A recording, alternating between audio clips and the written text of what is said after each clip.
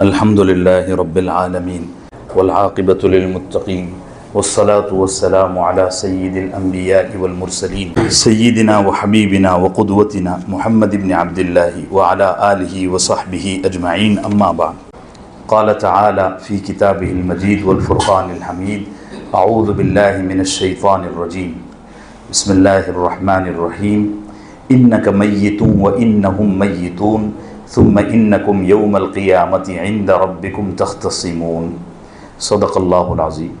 معزز حاضرین گرامی قدر، نبی کریم صلی اللہ علیہ وسلم کی اس دنیا سے رخصت ہونے کی تفصیلات آپ کی خدمت میں گزشتہ ایک دن سے پیش کی گئی، اور دنوں کے حساب سے میں احوال آپ کے سامنے بیان کر رہا ہوں۔ یہ سب سے آسان اور مختصر ترتیب ہے، یاد بھی رہے گا انشاءاللہ۔ آپ کی وفات مبارکہ کے کل 13 یا 14 دن ہیں، یعنی بیماری کے وفات سے 4 دن پہلے جناب رسول اللہ صلی اللہ علیہ وسلم یعنی جمعرات کے روز آپ کو بڑی شدت کی تکلیف تھی، بخار، سر میں درد، یہی کیفیت تھی۔ اور ایک صحیح بخاری کی ایک روایت ہے کہ آپ نے ایک دفعہ فرمایا تھا، یعنی اس وقت نہیں، کسی اور دفعہ جب آپ صحت مند تھے، خیر عافیت سے، اس وقت آپ نے فرمایا تھا کہ مجھے عام لوگوں کے مقابلے میں 2 گنا بخار رہتا ہے۔ تو وہ تو عام بخار ہوتا تھا، جب یہاں مرض وفات میں آپ آئے تو آپ کو بہت زیادہ شدت تھی بخار کی۔ آپ اپنے گھر میں آرام فرما رہے تھے جمعرات کے روز، اور اسی وقت آپ نے جلیل القدر صحابہ کو اپنے پاس بلایا۔ اس میں کچھ جونیئر صحابہ بھی تھے جو نئے ایمان لائے تھے، اور قدیم صحابہ تو تھی۔ آپ کی چارپائی سے جو قریب تھے وہ جلیل القدر صحابہ تھے، پیچھے اور بھی مجمع تھا، اور گھر کھچا کھچ بھرا ہوا تھا۔ آپ نے فرمایا کاغذ قلم لاؤ، میں ایسی وصیت لکھ دوں کہ میرے بعد تم کبھی گمراہ نہ ہو سکو گے۔ یہ جملہ آپ نے ارشاد فرمایا۔ تو آپ کو چونکہ بڑی شدت کی تکلیف تھی، جیسے کہ میں بار بار عرض کر رہا ہوں، تو وہاں حضرت سیدنا عمر ابن خطاب موجود تھے۔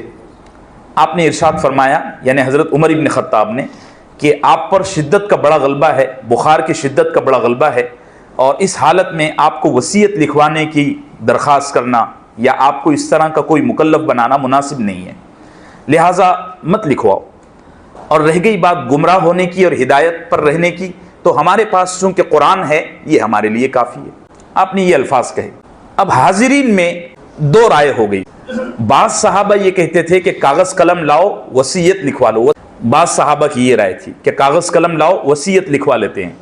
اور بعض صحابہ اکرام حضرت عمر ابن خطاب کے موقف اور ان کے پوائنٹ آف ویو سے رائے قائم کیے ہوئے تھے کہ حضرت عمر جو کہہ رہے ہیں وہ صحیح ہے، وصیت لکھوانے کی ضرورت نہیں ہے، جب اللہ کا کلام ہمارے سامنے موجود ہے، نبی کریم صلی اللہ علیہ وسلم کی پوری حیات طیبہ ہم نے اپنے آنکھوں سے دیکھی ہے، تو اب ہدایت پر قائم رہنے کے لیے کون سی وصیت کی ضرورت ہے؟ اور کوئی کاغذ قلم لانا، وصیت لکھوانا، یہ حضرت نبی کریم صلی اللہ علیہ وسلم کو ایک طرح سے تکلیف دینا ہے۔ تو مجمع میں 2 رائے ہو گئی، اور یہ رائے میں پھر ایسی بحثہ بحثی ہو گئی کہ تھوڑی آواز بلند ہو گئی۔ تو جب آواز بلند ہو گئی، پہلے شروع میں پھس بات چل رہی تھی، لیکن جب رائے میں ٹکراؤ ہوا، کچھ کہتے لے کر آ جاؤ، کچھ کہتے مت لاؤ، تو جب ٹکراؤ ہوا تو ظاہر سی بات ہے کچھ آوازیں بلند ہو گئی نئے صحابہ اکرام کی طرف سے۔ تو بیمار آدمی کو یا کسی کام میں مشغول آدمی کو انہماک میں، شغل میں جب اس طرح کی آوازیں آئیں تو اس کو تکلیف ہوتی ہے۔ جیسے یہاں اب میں بیان کر رہا ہوں، 3-4 آدمی پیچھے بیٹھ کر باتیں کرے تو مجھے الجھن ہوگی نا۔ تو نبی کریم صلی اللہ علیہ وسلم مرض وفات میں تھے، بخار کی شدت کی انتہا تھی۔ آپ نے جب اس طرح کی آوازیں بلند ہوتے ہوئے سنی نا، تو آپ نے فرمایا آپ سب میرے پاس سے چلے جاؤ۔ آپ نے مجمع کو رخصت کر دیا۔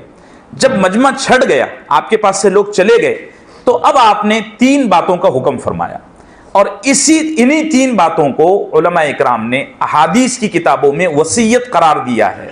انہی 3 باتوں کو روافض یہ پروپیگنڈا کرتے ہیں کہ جی حضرت عمر نے نبی صلی اللہ علیہ وسلم کو وصیت کرنے سے روک دیا۔ نہیں، ایسا نہیں ہے، وصیت کرنے سے روکا نہیں، وہ تو صحیح بخاری کی جو روایت میں نے پیش کر دیا اس سے معاملہ کلیئر ہو گیا۔ اچھا، جب مجمع چلا گیا تو نبی کریم صلی اللہ علیہ وسلم نے 3 باتوں کی وصیت کر دیا، پھر اشکال ہی کیا رہتا ہے، کیا اعتراض ہے؟ کلیئر ہو گئی نا بات۔ 3 باتیں کیا فرمائی؟ نمبر 1، پورے عرب میں یہود نصارہ اور مشرکین کو مت آنے دینا. آ گئے تو ٹھیک ہے، ان کو یہاں کی شہریت مت دینا. شہریت کو نیشنلٹی کہتے ہیں، نیشنلٹی مت دینا پورے عرب میں. اللہ ان عربوں کو ہدایت دے. ابھی تک یہ تو نہیں ہوا ہے کہ انہوں نے شہریت دی ہے، لیکن اب اس کثرت سے یہودی بھی آ رہے ہیں، نصارہ بھی آ رہے ہیں اور مشرکین بھی آ رہے ہیں. جدہ میں کچھ محلے تو ایسے ہیں کہ ایسا لگتا نہیں کہ ہم سعودی عرب میں. اللہ ان کو ہدایت پر استقامت دے، ہدایت پر لوٹ آئیں. یہ لوگ شہریت تو نہیں دی ہے ابھی تک الحمدللہ، مگر یہ ہے کہ انہوں نے بسنا وہاں شروع کیا ہے.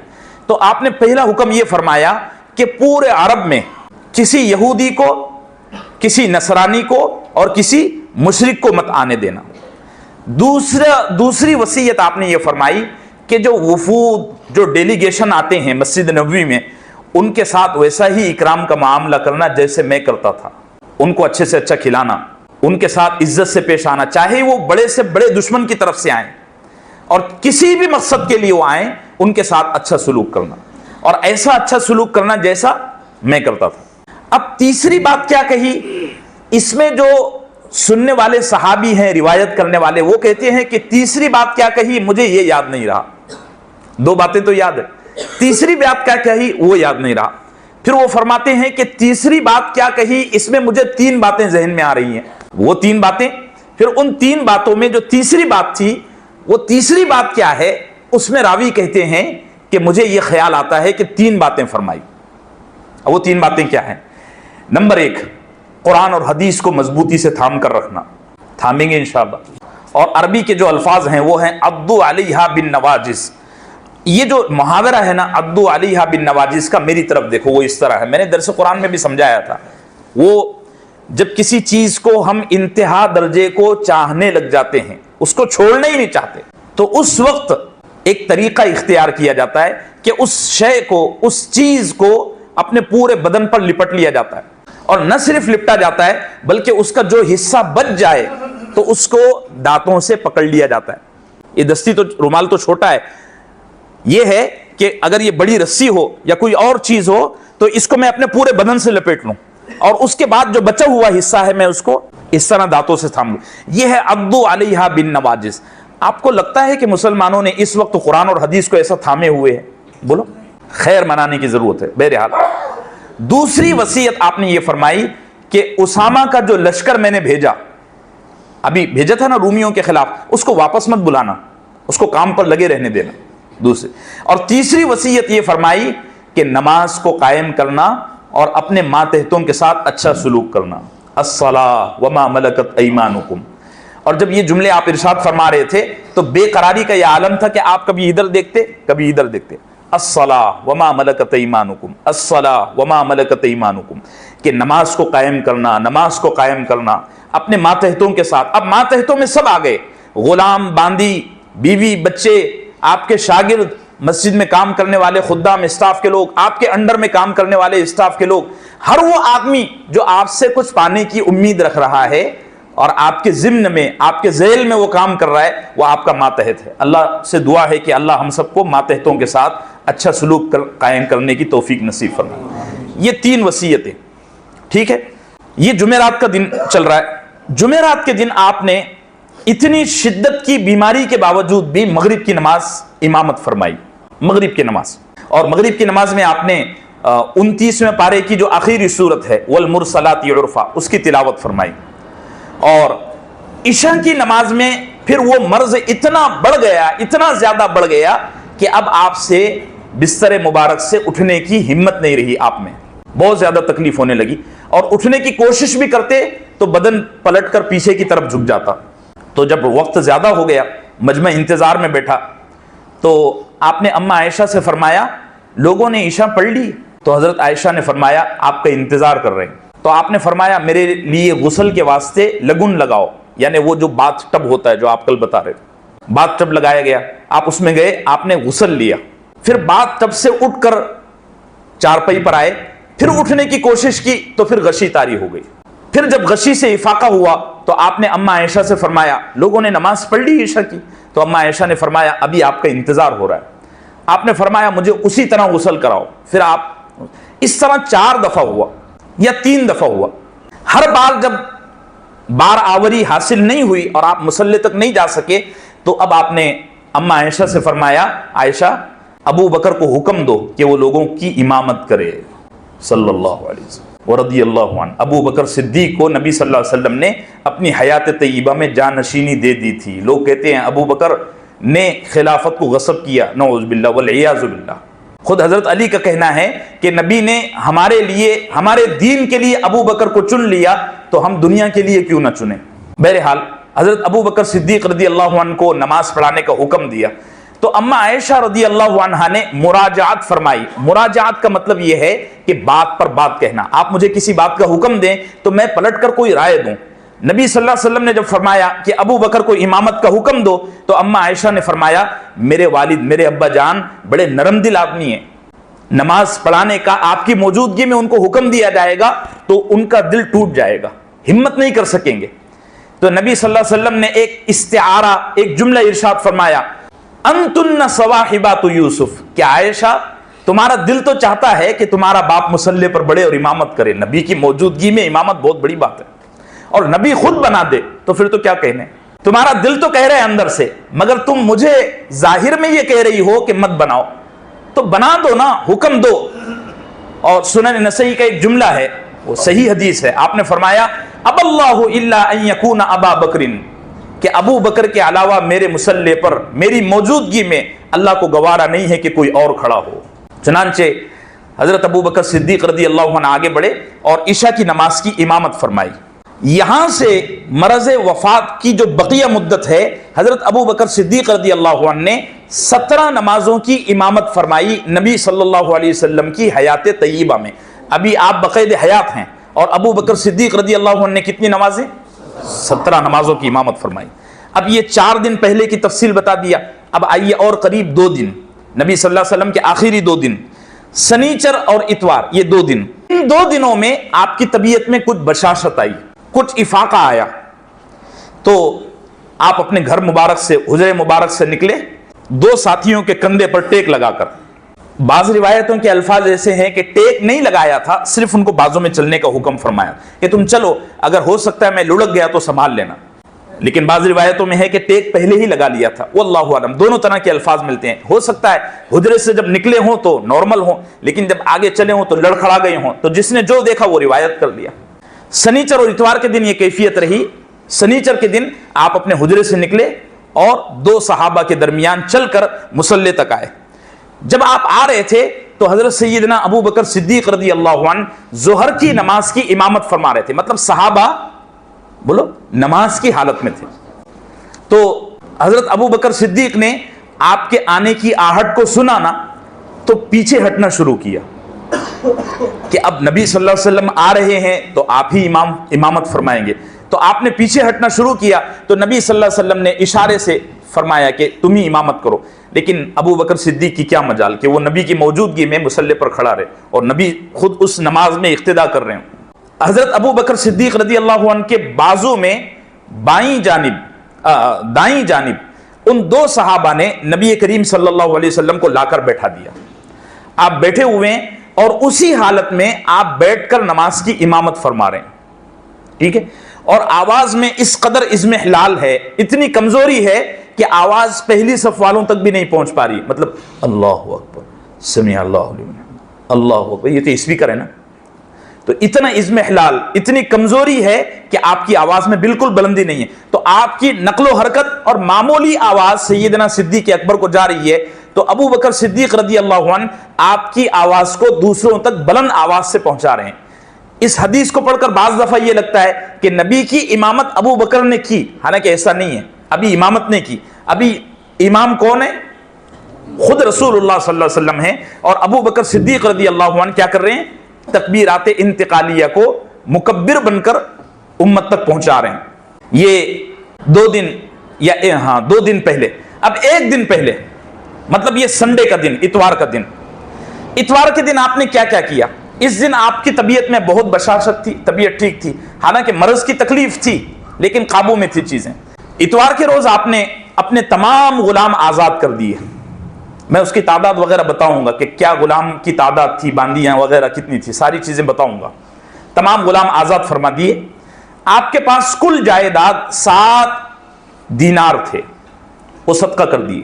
جو ہتھیار تھے، تلواریں، نیزے، زرہیں، خنجر وغیرہ جتنے ہتھیار تھے وہ سارے کے سارے صحابہ اکرام کو ہدیہ فرما دیے. اس کی بھی تفصیلات ہیں کہ کس کو کیا دیا، وہ میں بتاؤں گا انشاءاللہ. یہاں تک کہ گھر میں کچھ نہیں بچا. کیا امام الفقراء تھے، گھر میں کچھ نہیں بچا. تو جب شام ہو گئی نا تو اما عائشہ صدیقہ رضی اللہ عنہا نے گھر کے حصوں میں روشنی کرنے کے لیے، چراغ جلانے کے لیے اپنی پڑوسن سے تیل ادھار لیا، قرض لیا، استعارہ. پھر کچھ نہیں بچا تو آپ کی ایک زرہ تھی، وہ زرہ نبی کریم صلی اللہ علیہ وسلم نے یا اما عائشہ نے یا کسی اور صحابی نے وہ زرہ گروی رکھوائی ایک یہودی کے پاس، اور اس زرہ کو گروی رکھنے میں 75 کلو جو ملے. یہ اتوار کے دن کی آپ کی مشغولیت ہے. اب آئیے آخری دن، بالکل آخری دن آپ کی حیات طیبہ کا آخری دن پیر کا دن، منڈے، پیر کے دن آپ نے حجرہ عائشہ سے پردہ ہٹایا. ابھی صحابہ اکرام فجر کی نماز پڑھ رہے ہیں اور جماعت میں ہیں. آپ خود اپنی بستر مبارک سے اٹھے اور اپنے حجرے کا پردہ ہٹایا، اور حضرت ابو بکر صدیق امامت فرما رہے ہیں. پیچھے صحابہ اکرام منظم طریقے سے انتہائی خوبی کے ساتھ، حسن کے ساتھ، خشوع اور خضوع کے ساتھ نماز ادا کر رہے ہیں. تو آپ نے صحابہ اکرام کو فجر کی نماز اتنے منظم انداز میں دیکھ کر ادا کرتے ہوئے تبسم فرمایا اور بڑے خوش ہوئے. اللہ ہم کو فجر پڑھنے کی توفیق نصیب فرمائے. بہت بڑا مسئلہ ہے میرے بھائیوں فجر کا. میں بار بار آپ کو کلک کر رہا ہوں کہ دیکھو فجر مت چھوڑو، فجر جماعت کے ساتھ پڑھنے کی عادت ڈالو. امید ہے، یقین ہے کہ 100% لوگ فجر پڑھتے ہوں گے، لیکن یہ جو مزاج بن گیا ہے، عادت پڑ گئی ہے کہ فجر اٹھ کر 10 بجے پڑھیں گے، ناشتے کے بعد پڑھیں گے، یہ مناسب نہیں ہے. دیکھو فجر اور عشاء یہ دو نمازیں ایمان اور کفر میں، ایمان اور نفاق میں فاصلہ کرنے والی نمازیں ہیں.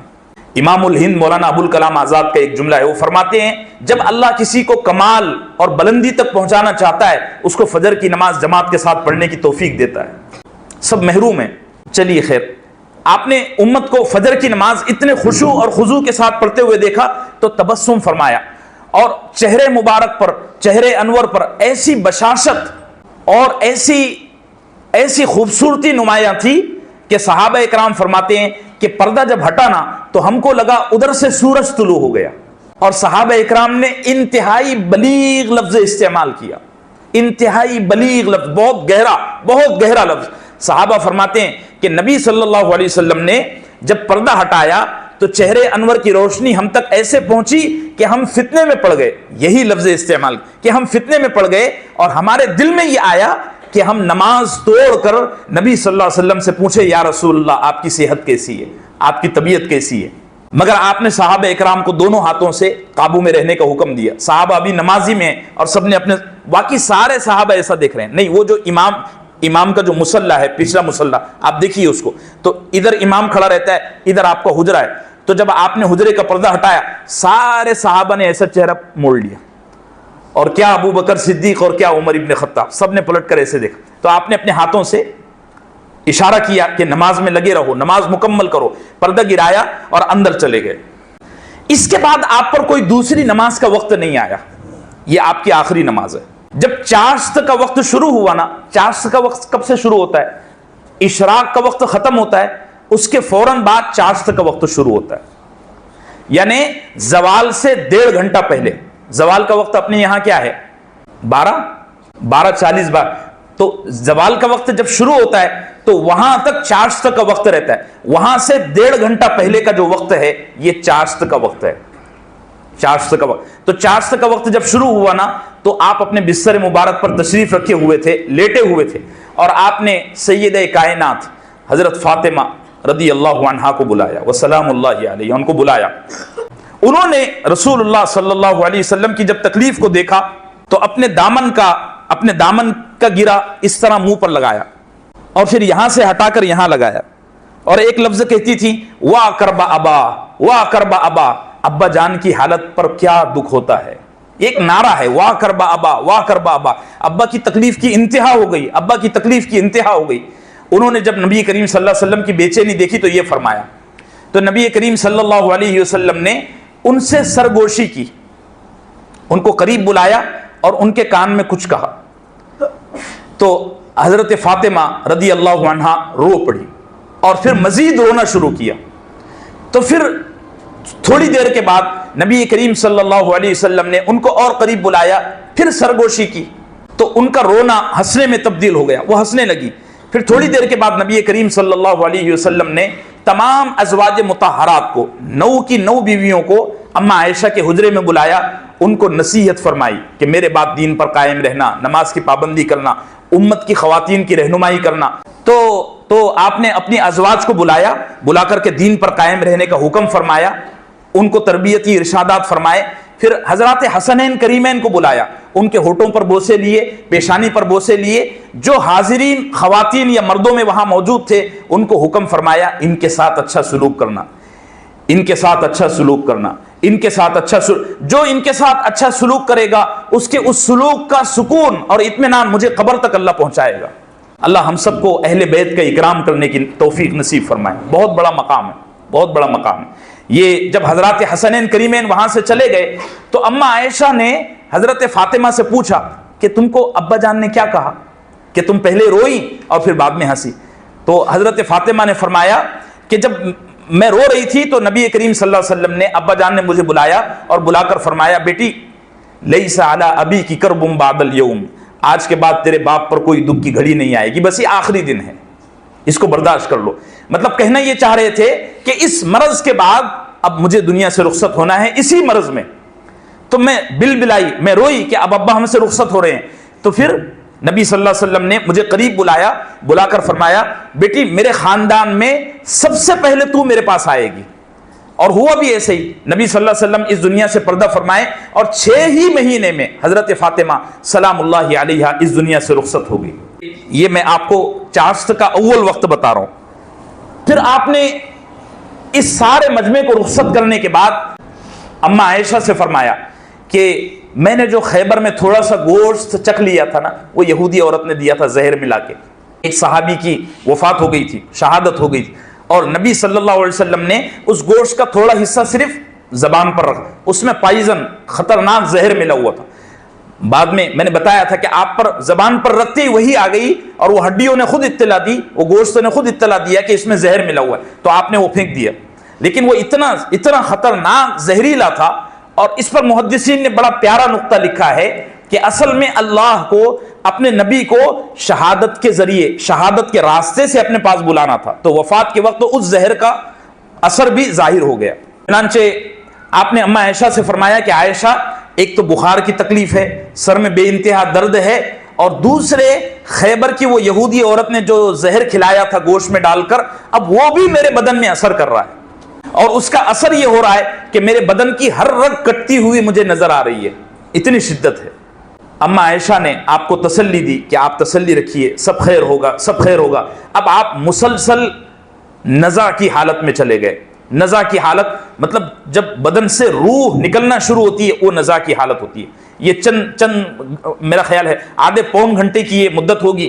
اس دوران آپ نے بار بار ایک جملہ ریپیٹ کیا, الصلاۃ وما ملکت ایمانکم, الصلاۃ وما ملکت ایمانکم, الصلاۃ وما ملکت ایمانکم. لوگوں نماز مت چھوڑنا اور اپنے ماتحتوں کے ساتھ اچھا سلوک کرنا. اللہ سے دعا ہے کہ اللہ ہم کو نبی صلی اللہ علیہ وسلم کی اس نبی صلی اللہ علیہ وسلم کے اس حکم پر عمل کی توفیق نصیب فرمائے. چلیے انشاءاللہ آئندہ نزع کی جو آخری گھڑیاں ہیں اس کو انشاءاللہ بیان کروں گا. اللہ ہم سب کو اپنے حبیب سے سچی محبت کی توفیق نصیب فرمائے. صلی اللہ وسلم علی نبی.